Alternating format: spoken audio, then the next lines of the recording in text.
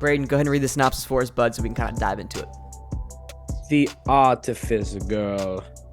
Beep, beep, beep, beep.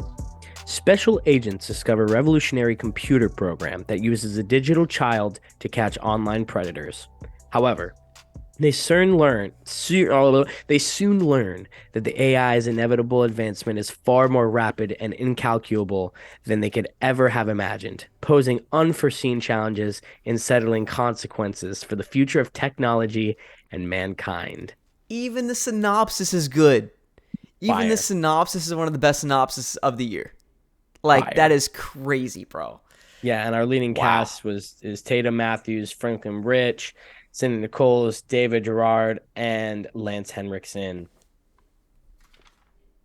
These All killed guys it. just freaking killed it. Brayden, I'm going to do the quick 30-second review Absolutely. this time around. Yeah. I just want to talk about this movie. I mean, this might be our longest movie review yet. I don't know. I know Everything Everywhere All at Once was an It's hour pretty long. Yeah. That's because we had the big debate in the middle of it, and we saw the movie in two very different ways. Mhm. This movie we agree on a lot, but there's just so much fun stuff here, man. Let me just say this, man. Starting out with this little summary, this is one of the best written movies I've ever seen. This is such a good, fluid, smooth, engaging indie film, and just a smooth, great, engaging, fluid film in general. I mean, Mind you, you cannot even tell it's an indie film. you really Sorry, can't. I just thought about that. Yeah. And I don't want to say I had low expectations. But you have certain expectations when you walk into an indie film. I didn't think it was going to be absolute crap, but because there are really good indie films out there, and a lot of these indie films become big, obviously, and get picked up by studios, and usually they just release them the same way, as they were before. But with this movie, man, I just went in thinking it was just going to be another indie film. Great story, maybe cheap directing, maybe some cheap things here and there. The acting might not be the best. Man, was I wrong. Everything about this movie was so good, fluid, and just great, and I cannot wait to dive into the specifics. I mean, Franklin, man, this guy knows what's up. He did incredible, and he's going to be the next big guy in Hollywood. I promise you that. Absolutely. No. Yeah, so I totally agree. Absolutely agree on everything you said. I think this is one of the best, refreshing, spectacular, indifferent movies I've seen in over the last few years. I haven't had a movie make me feel the way I did like this really since the Oscars. And I know that's like not that far away, but those are the best of the year. You know what I mean? For a reason. This film really like sat there and I was like, Jesus Christ, this is quality cinema. I'm watching quality cinema right now. You can't even tell it's an indie film. The fact that it's practically a one set location, you can't even tell. You can't even tell they had a small budget. The small cast doesn't take away anything. If anything, it adds more depth to the characters and to the feel of it, knowing that there's less people. And the story is impeccable and completely new and different. And kudos to everybody, but most importantly, Franklin, he deserves, you know what I mean? Not only was he able to write this amazing film that's indifferent, like I said, he was able to direct it and direct this cast and also deliver an amazing acting performance on top of it. And it's just, you sit there and you see someone do it and it gives a lot of inspiration to, someone like we're making our own short film, you know what I mean? And it's like, this film is going to inspire a lot of people. It's going to inspire the sci-fi AI genre. And I think it's going to set up a lot of what's to come in the next 10 years for AI in movies. I agree. This movie started its own genre. This Absolutely. movie is gonna be looked back on, and it's crazy. Teabag Megan. Dude, It's like teabagging Megan right now.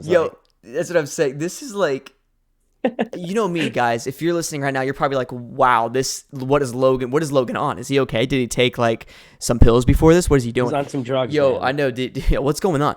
Another Hollywood actor lost drugs. No, it's crazy, man. I mean, you guys know I don't usually say this about movies, especially on this podcast.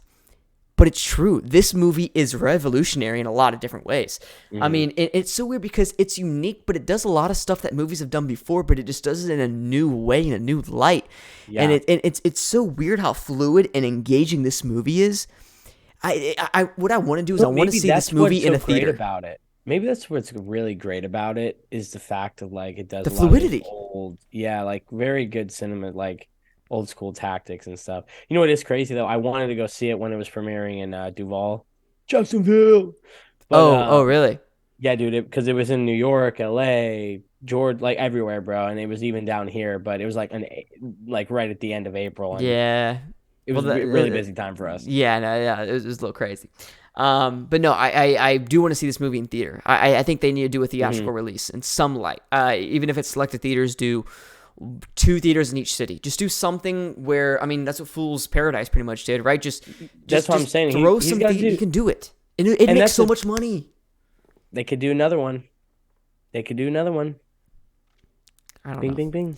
You, Because they did it. They did it. you know what I They think did a about release sequels, already. though. Yeah. No. I mean, like they did a release already Oh, you mean like in another the one? theaters. Yeah. Yeah, Oh, yeah, right. But it was like very, like you said, it was only like in New York. select, very Yeah. select. Do a little. You can make it select, but just make it more broad, right? Throw some in Orlando. Throw some in Miami, Charlotte. I don't Yeah, know, bro. Macon, Atlanta, right? Like just just put it in these big time cities, and people will go to it and watch it, and it's getting so much traction right now. I mean, we were talking in the interview. Chris Stuckman, Yeah, did a review on it. He's the OG YouTuber, movie the review guy. man. So it has like 200,000 views. So like it's Mhm. doing really well, man. This is a movie that every single person that sees it, every review I've seen, there's no negative. Nothing The negative about lowest it. Yeah. star ranking I saw was a 3 out of 5. I mean, Mhm. it's unreal how the reception this movie's getting, and I really hope Bro, no that offense. somebody I'm picks seeing it up. people. I sent Logan a thing. I'm seeing people who love A Fool's Paradise, and I'm like, What do you mean by that? I'm not gonna lie. When I hold the two up next to each other, they both wrote, directed, and acted in it. Franklin, you're beating Charlie Day in my book right now. I mean, yeah, they're 2 very different projects, but no, it's crazy that this movie isn't in more theaters. I think they need to do a Yeah. re-release and really get it out there because I think it definitely deserves it.